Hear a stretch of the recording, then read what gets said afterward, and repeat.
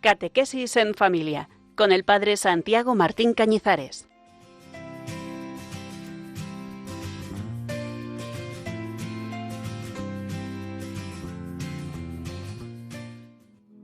Llévame al cielo, oh Señor, porque morir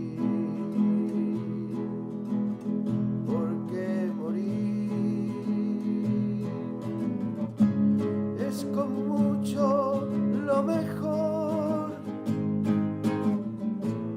es con mucho lo mejor estar contigo,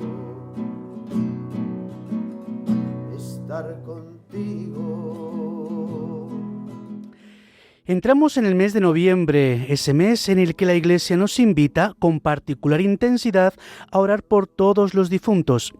La comunión de los santos se hace palpable cuando, con amor de hijos, elevamos súplicas por quienes nos precedieron en el signo de la fe y duermen ya el sueño de la paz, como oramos en las Eucaristías. Creemos en la resurrección de la carne y en la vida eterna. Creemos que por pura gracia el Señor ha roto el muro de la muerte y nos ha abierto las puertas del cielo. Y creemos también que la caridad no se rompe con el paso del tiempo. El amor del cuerpo de Cristo permanece y actúa. Por eso tiene sentido ofrecer sufragios por los que han partido, especialmente la Santa Misa, las obras de misericordia, el rezo del rosario, el Vía Crucis, la lectura orante de la palabra y, cuando la Iglesia lo dispone, el precioso don de las indulgencias aplicadas por las almas del purgatorio. Noviembre es un gran laboratorio de caridad teologal. Aprender a amar esperando y esperar amando. El Catecismo recuerda con sobria belleza que la Iglesia desde antiguo honra la memoria de los difuntos y ofrece sufragios en su favor. Ahí está el corazón. La liturgia, sobre todo la Eucaristía, es el lugar donde el amor de Cristo alcanza a nuestros hermanos difuntos y los purifica con su fuego de caridad. Por eso, si en este mes tienen la posibilidad de encargar misas por sus difuntos, háganlo con confianza. Y si no, únanse con intención concreta a cada celebración en la que participen. Ofrezcan su comunión por esas personas y acompáñenlo con pequeñas obras de penitencia y de caridad. La comunión de los santos no es una idea, es una circulación real de bienes espirituales en el cuerpo de Cristo. Queridos amigos, les habla el Padre Santiago Martín Cañizares y comenzamos Catequesis en Familia.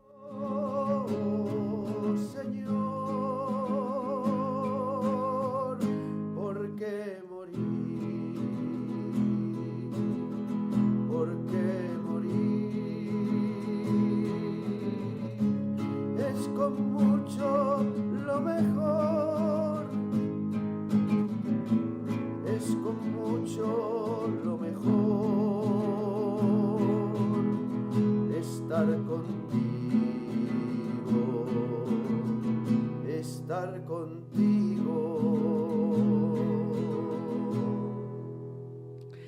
En esta temporada estamos reflexionando sobre el Evangelio de San Mateo, que en el nuevo ciclo litúrgico que comenzaremos en Adviento será el Evangelio principal que escucharemos. En programas anteriores hemos reflexionado sobre el capítulo primero con la genealogía y el sueño de San José y hoy nos adentramos para escuchar el inicio del segundo capítulo. Habiendo nacido Jesús en Belén de Judea en tiempos del rey Herodes, unos magos de Oriente se presentaron en Jerusalén preguntando: ¿Dónde está el rey de los judíos que ha nacido? Porque hemos visto salir su estrella y venimos a adorarlo. Al enterarse el rey Herodes, se sobresaltó y toda Judea con él. Convocó a los sumos sacerdotes y a los escribas del país y les preguntó dónde tenía que nacer el Mesías. Ellos le contestaron: en Belén de Judea, porque así lo ha escrito el profeta. Y tú, Belén, tierra de Judá, no eres ni mucho menos la última de las poblaciones de Judá, pues de ti saldrá un jefe que pastoreará a mi pueblo Israel. Veo a Jerusalén inquieta. En la corte los pasos se aceleran. En las calles corren rumores. Unos extranjeros, cubiertos de polvo y de cielo, preguntan sin miedo: ¿dónde está el rey de los judíos que ha nacido? Herodes se sobresalta y convoca a los sabios. Los escribas abren los rollos y señalan a Belén. Sobre todos, una luz nueva insinúa un camino. Sobre esto, San Pedro Crisólogo afirma: ¿qué sucede cuando en tiempos de un rey nefando Dios desciende a la tierra, la divinidad se mezcla con la carne y se realiza un comercio celeste con un cuerpo terreno? ¿Qué sucede? ¿Y cómo el que no es verdadero rey va a expulsar a un tirano, vindicar una patria, instaurar un reino y devolver la libertad? Herodes, apóstata de entre los judíos, se había apoderado de un reino. Quitó la libertad, profanó los lugares santos, tergiversó el orden establecido y abolió tanto la disciplina como el culto. Con razón, las personas santas acudieron a la ayuda divina, pues faltaba la humana, y Dios mismo se hizo presente para quien el hombre estaba ausente. De la misma manera, Cristo, para aniquilar al anticristo, para liberar al mundo y devolverle a la patria del paraíso, para perpetuar la libertad del mundo y para quitar toda servidumbre mundana. La Iglesia nos enseña que la Epifanía es manifestación de la universalidad y de adoración. La Epifanía, dice el Catecismo, es la manifestación de Jesús como Mesías de Israel, Hijo de Dios y Salvador del mundo. Los magos representan a las naciones llamadas por la luz, los pastores al Israel fiel que recibe al Mesías. Razón iluminada por la gracia y signos que llaman a los sencillos. Ambos caminos convergen en la adoración del niño y en el reconocimiento de su realeza. Pasamos del rumor de Jerusalén al susurro engañoso del palacio. La astucia de Herodes intenta infiltrarse en el camino de los magos. Entonces Herodes llamó en secreto a los magos para que le precisaran el tiempo en que había aparecido la estrella y los mandó a Belén, diciéndoles: «Id y averiguad cuidadosamente qué hay del niño, y cuando lo encontréis, avisadme para ir yo también a adorarlo». Me imagino a Herodes llamando en secreto, bajando la voz para ocultar el filo de su intención. Pregunta con interés fingido. Calcula el tiempo de la estrella. Maquina su plan homicida con una devoción impostada. Decidme dónde está, para ir yo también a adorarlo. La mentira se disfraza de piedad. Un autor anónimo del siglo IV comenta: el hombre malo es capaz de entender las cosas de Dios, pero no puede realizarlas, dado que la inteligencia del hombre ha sido creada por Dios, pero el obrar depende de la voluntad. Continúa este autor diciendo: Herodes sí que vio el gran fervor de los magos hacia Cristo, y como no podía lograr su complicidad para dar muerte al futuro rey, ni con zalamerías que los doblegaran, ni con amenazas que los atemorizaran, ni con dinero que los corrompiera, lo que se le ocurrió fue engañarlos. De ningún modo podía seducirlos con halagos para que traicionaran a aquel por el cual habían realizado un viaje tan fatigoso. Y concluye: tampoco podían tener tanto miedo como para entregar a Cristo, ellos que no tenían ningún interés ni en Herodes ni en el César, pues habían entrado en su reino anunciando a otro rey. Ni podían ambicionar nada más que a Cristo los que le traían dones preciosos de una tierra tan lejana.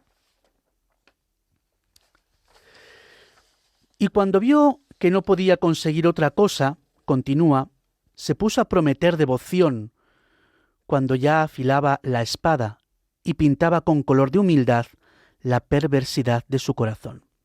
Ese es el modo de proceder de todos los malvados, dice este autor. Cuando quieren producir un daño muy grave contra alguien sin que se vea, se muestran como humildes y amigos. Queridos amigos, la luz de la mente no basta si la voluntad no se entrega a Dios. Dice el Catecismo, la libertad es el poder radicado en la razón y en la voluntad de obrar y de no obrar. Por eso una intención religiosa fingida, como la de Herodes, no santifica actos perversos. El fin no justifica nunca los medios. Herodes conoce datos, pero no ama la verdad. Calcula el tiempo de la estrella, pero cierra el corazón a la luz que ha vencido al mundo. Hemos de pedir una conciencia recta y valiente. Seamos valientes también para rechazar las medias verdades y la dobledad espiritual. Si una decisión exige mentir, pisotear o manipular, queridos amigos, no viene de Dios. Pidamos el don de la sencillez y seamos firmes, que nuestra palabra sea sí cuando es sí y no cuando es no, y que nuestra piedad no sea una máscara, sino una ofrenda. Vuelvo con los magos al camino. La estrella reaparece, la alegría crece, y el viaje concluye en la casa donde María sostiene al niño. Ellos, después de oír al rey, se pusieron en camino, y de pronto la estrella que habían visto salir comenzó a guiarlos hasta que vino a pararse encima de donde estaba el niño. Al ver la estrella, se llenaron de inmensa alegría. Entraron en la casa, vieron al niño con María, su madre, y cayendo de rodillas lo adoraron. Después, abriendo sus cofres, le ofrecieron regalos: oro, incienso y mirra. Y habiendo recibido en sueños un oráculo para que no volvieran a Herodes, se retiraron a su tierra por otro camino. Contemplo la estrella deteniéndose como una lámpara que señala la puerta. Los magos entran sin ruido. Allí, la casa humilde se vuelve santuario. Ven al niño con María y se postran. Abren cofres, oro que brilla, incienso que asciende, mirra que perfuma. La alegría se hace adoración y obediencia. Comenta San Gregorio Magno: al oro, incienso y mirra puede darse otro sentido.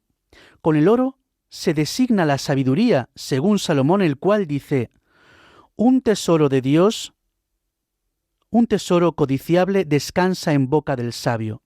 Con el incienso que se quema en honor de Dios, se expresa la virtud de la oración, según el salmista cuando dice: diríjase mi oración a tu presencia a manera de incienso. Por la mirra se representa la mortificación de nuestra carne. De aquí que la Santa Iglesia diga de los operarios que trabajan hasta la muerte por Dios: mis manos destilaron mirra. Por consiguiente, ofrecemos oro a nuestro Rey recién nacido si resplandecemos en su presencia con la claridad de la sabiduría celestial. Le ofrecemos incienso si consumimos los pensamientos carnales por medio de la oración en el ara de nuestro corazón, para que podamos ofrecer al Señor un aroma suave por medio de deseos celestiales. Y concluye: le ofrecemos mirra si mortificamos los vicios de la carne por medio de la abstinencia. De rodillas con los magos aprendo qué es adorar y qué significa ofrecerme. La adoración, dice el Catecismo, es la primera actitud del hombre que se reconoce criatura ante su Creador. Y sé que el seguimiento de Cristo exige renuncias reales, como lo sabe usted, querido oyente.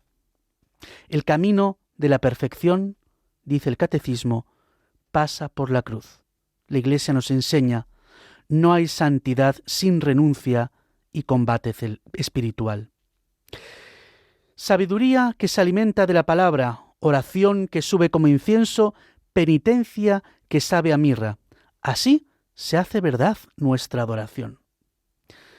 Sería bueno que nos comprometiéramos a concretar una ofrenda. Oro de sabiduría en una lección divina, diaria y fiel. Incienso de oración a horas fijas, aunque cueste. Mirra de una pequeña mortificación, libre, quizá menos pantalla, más caridad, algún ayuno discreto. Y como los magos, obedecer al aviso de Dios, incluso cuando signifique cambiar de rumbo. Que lo vivido en Belén nos lleve a lo esencial, reconocer la soberanía de Cristo, desenmascarar la astucia del mal y ofrecerle con alegría la mente, el corazón y los hábitos. Así, guiados por la luz verdadera como los magos, volveremos a la patria por el camino nuevo de la obediencia y del amor. Uno de los mejores cantos sobre los magos y su adoración es, para mi gusto, el himno de la JMJ de Colonia, precisamente donde encontramos el sepulcro de estos adoradores.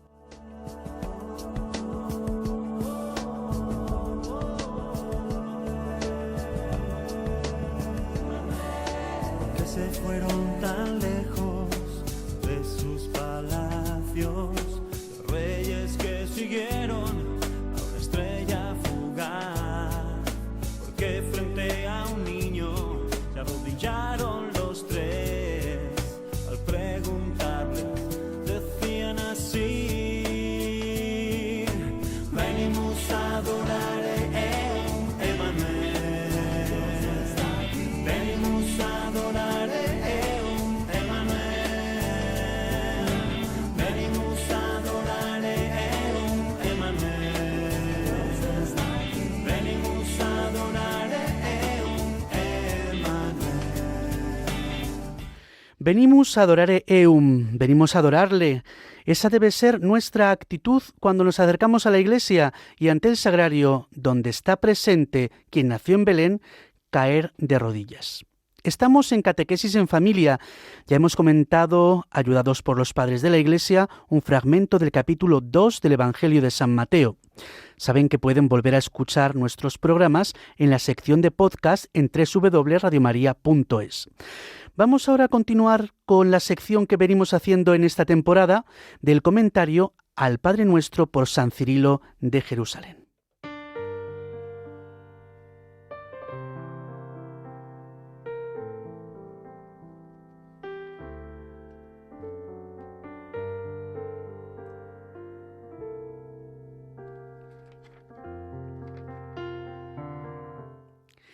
Las catequesis mistagógicas de las que forman parte el comentario al Padre Nuestro son, como ya hemos explicado, catequesis posteriores a los sacramentos de la iniciación cristiana para explicar el sentido de los ritos que se habían vivido. Escuchemos ahora un fragmento del comentario al Padre Nuestro de San Cirilo de Jerusalén.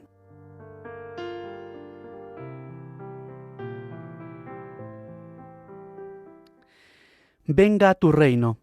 Es propio del alma limpia decir con confianza: venga a tu reino.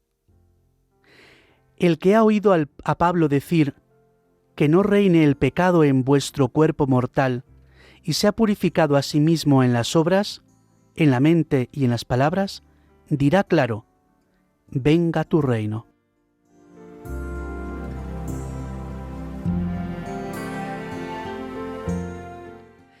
El padre José Alberto Sutil, presbítero en la diócesis de Zamora, que ha estudiado de cerca la teología ortodoxa en su tesis, que tanto tiene que ver con la patrística, nos ayudará a entender mejor estas palabras. Agradecemos al Padre Santiago este fragmento de la catequesis 23ª de San Cirilo de Jerusalén, en la que se glosa esa petición: venga tu reino. Si nos fijamos en el texto que se nos acaba de brindar, aparece el tema de la purificación, de la limpieza, que muchas veces se ha asociado a un concepto, por una parte, ritual, heredado del Antiguo Testamento, por otra parte lo hemos reducido también al solo el tema de la afectividad, de la sexualidad, sobre todo, ¿verdad? Pero el sentido de la palabra del Señor, de la palabra de los Santos Padres, es mucho más profundo. De hecho, en los Evangelios, cuando hablamos de los milagros de sanación de Jesús, a veces emplea esta expresión, limpiar. En vez de curar, sanar, levantar, restablecer, se utiliza limpiar. Entonces, este alma limpia es lo que el Señor Jesús puede proporcionarnos. Él es todopoderoso para que ciertamente no reine el pecado en nosotros, como decía San Pablo y citaba San Cirilo. que nos purifiquemos en las obras, en la mente, en las palabras. En el fondo es lo que rezamos en el acto de contrición. He pecado mucho de pensamiento, palabra, obra y omisión. Y todo este tema de la pureza, de la limpieza, nos remite a esa bienaventuranza de Jesús. Dichosos los limpios de corazón, porque ellos verán a Dios. En su carta sobre la santidad en el mundo contemporáneo, Gaudete et Exsultate, el Papa Francisco escribía que mantener el corazón limpio de todo lo que mancha el amor, esto es santidad. Volviendo a la petición venga a nosotros tu reino, tenemos que hacer un apunte histórico, como en la teología liberal y en el modernismo de principios del siglo XX, pero que también es una tentación de la Iglesia a día de hoy. Un autor decía, Jesús anunció el reino de Dios y lo que vino es la Iglesia, como en decepción, ¿verdad? Pero esta aporía, esta contradicción aparente entre el reino de Dios y la realidad de la Iglesia, santa y pecadora al mismo tiempo, tiene su solución en esa expresión de Orígenes, de uno de los primeros padres de la Iglesia, cuando dice que Cristo es la autobasileia, es decir, que el reino de Dios es el mismo Cristo. Y nos pueden ayudar también las palabras del Papa Francisco, cuando en una catequesis el 6 de marzo de 2019 nos recordaba que Jesús, ya desde el comienzo de su misión, anunciaba la llegada del reino y animaba a la gente a convertirse para acoger en sus vidas la buena noticia de la salvación. Decía el Papa Francisco que en un mundo tan marcado por el pecado y el sufrimiento, rezar con la expresión venga a nosotros tu reino es pedirle a Dios que no se aleje de nosotros, que lo necesitamos. Por otra parte, esta petición es también una invitación a la esperanza. En esa misma catequesis, el Papa Francisco nos recordaba que en sus parábolas Jesús enseñó que el reino de Dios crece y se propaga con paciencia y mansedumbre. Que a pesar de tener una apariencia humilde, como un grano de mostaza o un poco de levadura, lleva dentro una fuerza capaz de transformar los corazones y el mundo. En esas parábolas, seguía diciendo el Papa, se manifiesta también el misterio de Cristo, de su muerte y de su resurrección. Él es como el grano de trigo que cae en tierra y muere para dar mucho fruto.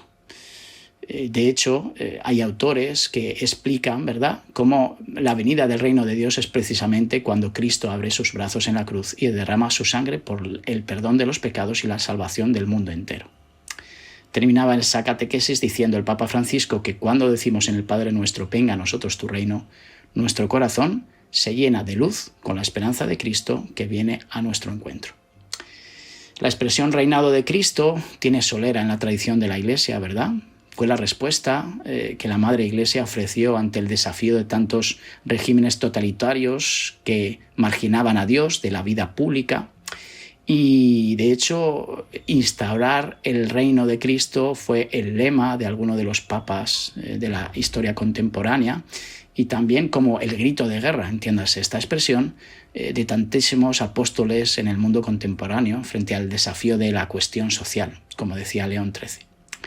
Quedémonos con esto, pidámosle al Señor que venga a nosotros su reino, que realmente ese reino de amor, de justicia, de verdad, de paz, como rezamos en uno de los prefacios de la liturgia de la Iglesia, sea una realidad en nosotros, porque acogemos el amor de Cristo.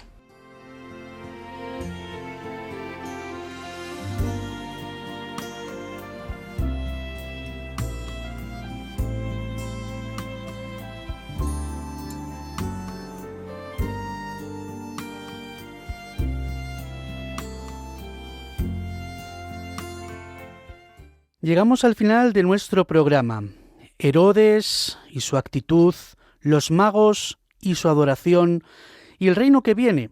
Nuestro programa termina, pero Radio María continúa con su programación habitual, oración, formación, para ayudarnos a todos a ser testigos del Evangelio y serlo también a través de estas ondas. Que tengan una buena noche, luz con paz.